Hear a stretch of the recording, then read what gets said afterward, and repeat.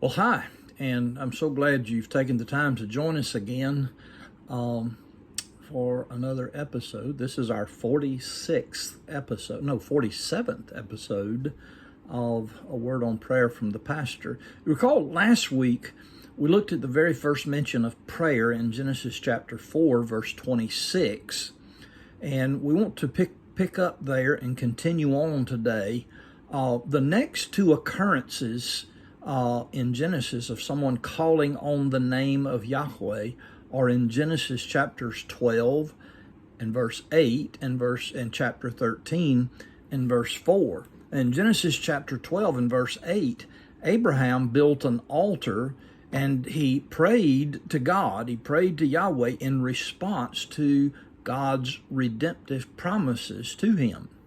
In the latter, Abraham is renewing his commitment, his faith commitment to the covenant promises of God, and he does so by calling on the name of Yahweh. We see this phrase recurring in these two passages.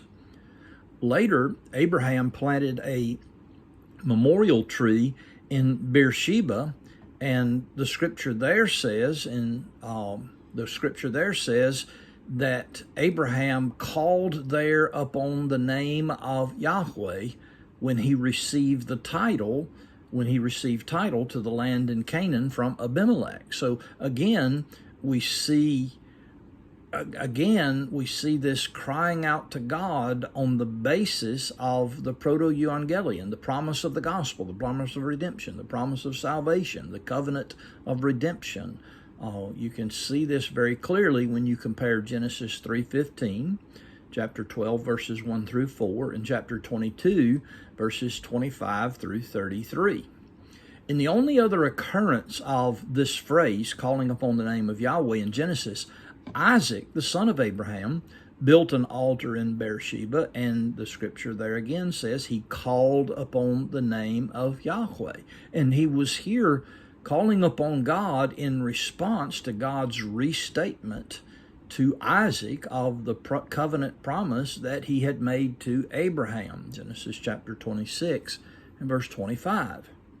So we see then to call on the name of Yahweh in Genesis, to pray in Genesis, is to respond to God's promise-making initiative by calling on God and asking him to act and fulfill his promises. Each occurrence of this phrase, called upon the name of Yahweh in the Old Testament, appears in connection with the redemptive covenant promises of God. That is consistent throughout the Old Testament. For example, at the Mount Carmel face-off between God's prophet Elijah and the false prophets of Baal, you recall Elijah challenged his opponents in 1 Kings chapter 18 and verse 24. He said, you call on the name of your God, and I will call on the name of Yahweh. Elijah's prayer here follows in verses 36 and 37, and this prayer was answered by fire from heaven, but his prayer was predicated, it was based entirely upon God's redemptive covenant with Israel and her forefathers. We see further into the Old Testament that David penned a dedicatory psalm of thanksgiving when the Ark of the Covenant, and remember, this Ark of the Covenant was the furniture piece of God's redemptive covenant presence with the nation of Israel, and David prayed when this ark was returned to Jerusalem. And in the opening verse of this psalm, this prayer of his, he exhorts the people, "O give thanks to Yahweh, call upon his name, make known his deeds among the peoples." 1 Chronicles chapter 16 and verse 8. And then we find further on in Isaiah 12, 1 through 6, that this same exhortation to prayer was urged upon Israel by the prophet Isaiah. And again, it was in the context of urging them to call on God, to remember his promises, and to act salvifically on their behalf, to act redemptively on their behalf.